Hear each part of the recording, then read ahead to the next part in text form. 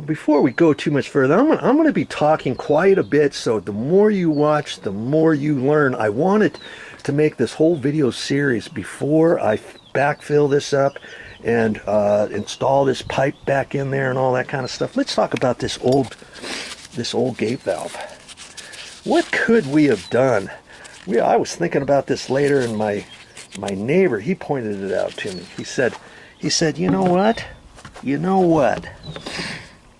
You might have been able to take this off right here and install a new handle from here up to there with a new handle, and that might have fixed everything, because we just couldn't turn it off because there was no handle to turn off, right? Or there's threads on that. You could undo that and replace this from here to there, you know. And he was saying that. And he mentioned that after they had cut it out, after the plumber had given me a price. You know, that new valve down there, it's 1.25 inches. It's designed for 1.25 inch copper pipe. I forget what he called it, a stop valve or something. But because it's got that line, and it's all brass, it's a whole brass fitting. You know how much that was? This is what he told me. He said it was $367 just for the valve, because he gave me a price of, like, you know, I dug all this out and I moved everything, and man, it took forever to dig it out, and I had this stuff, and I had another crowbar and that long bar. I had to get all that stuff out. Here's all the dirt over here, okay? And so I was trying to make it easy for him, and he told me he was going to charge me like $500 for it. And I said, $500? That seems kind of high, because I thought it would only take them maybe a couple hours to do the whole thing. And the gate valve, I was thinking maybe the gate valve was 40 bucks. I was guessing 50 bucks at the store. $367. I didn't ask for a receipt. I wasn't going to do all that, but he said $367 for that thing. He was only going to charge me like $133 labor to do it, and I almost felt guilty for saying, okay, fine, let's do it.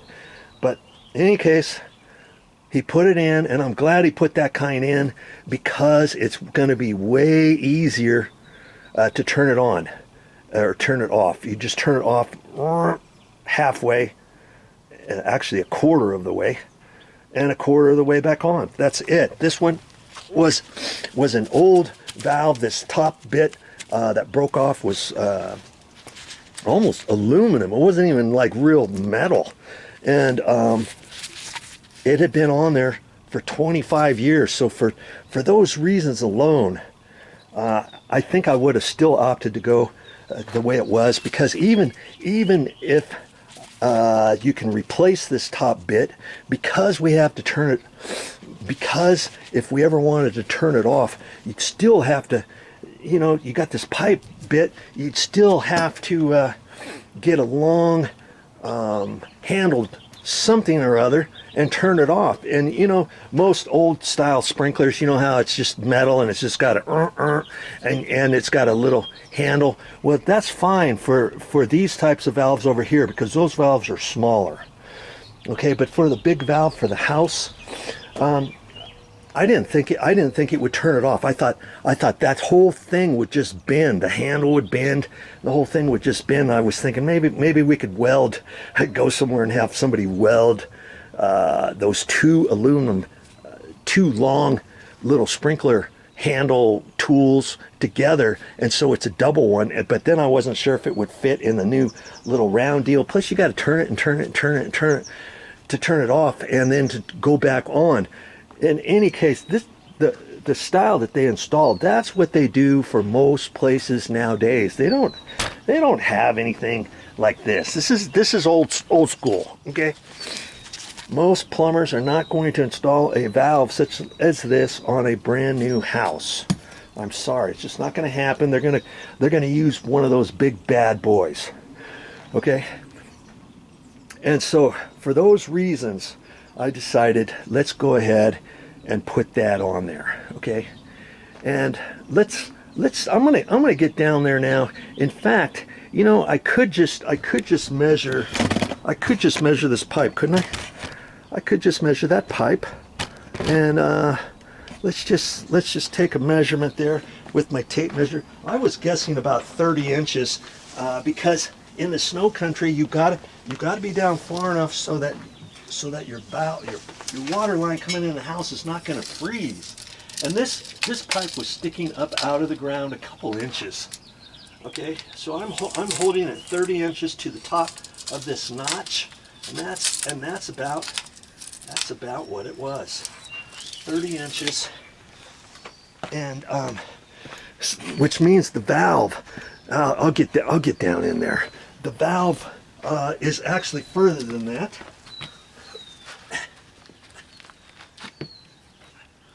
Let's just see, to the bottom of the valve. Finished grade line was not necessarily here. There was 2.5, 3 inches of decomposed granite right there, right? Okay, so from the top of that, the 30 inches is about here, and it was going up a little bit higher than that, not very much. So at least 30, and maybe 32 inches. 32 inches, and I'm not, if you live in the snow country, don't take my word that it's 30 inches. Talk to your building department, your county, your city, whatever it is. Maybe it's 32 inches, maybe it's 3 feet, whatever. But you see, it is so deep that it's below where the you see that concrete down there? That's the bottom. Where is it? Oh, way down there. That's the bottom of the footing. The concrete footing goes from there up, and then there's a stem wall from about the dirt line on up further, and then this brick slate tile goes over that. So that is concrete from there all the way down, and the pipe is way down below that. Okay, and so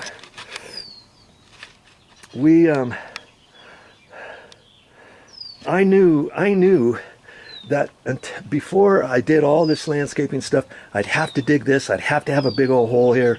We'd have to call a plumber out here and do all that. It was a song and dance to try to get the guy out here to look at it, and then try to get his guy back out here and try to get it to finish and all that. And I still owe the guy some money because initially he gave me a price, $500 to replace just the gate valve. Okay, but then he spent 2 hours trying to, where he cut the copper line off, trying to get it to fit, because the copper pipe, and I'll show you that because we're going to go underneath the house too on this video series. It was a copper pipe, inch and a quarter, and it was that rolled tubing stuff that they roll out of a big roll. And after he cut off how much he needed, because he needed extra length there, because as you can see, this gate valve was not very long, was it? Wasn't very long. This one is twice as long as it, plus they had to cut it back far enough that way to try to put a coupling on there and try to put a little extension on there and everything. And for the life of him, he could not get it to not leak. And he showed me the pipe too, where he cut off that rolled tubing. I mean, it was not even perfectly round, and it was like, no wonder it wasn't going on. And I'll show you the pipe underneath the house when we crawl under there, because see, I'm gonna have to backfill this, and before I backfill it, I got to be really careful, because per code, I believe, if I'm not mistaken, you cannot bury copper pipes, main copper pipes, or any copper pipes in dirt.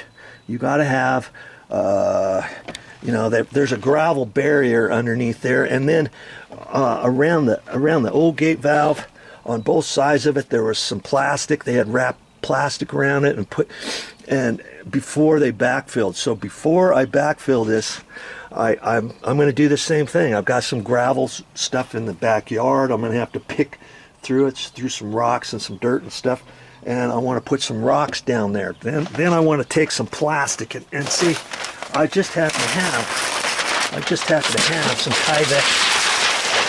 This is from DuPont, and this is called Tyvek paper. See, there's the TYV right there. And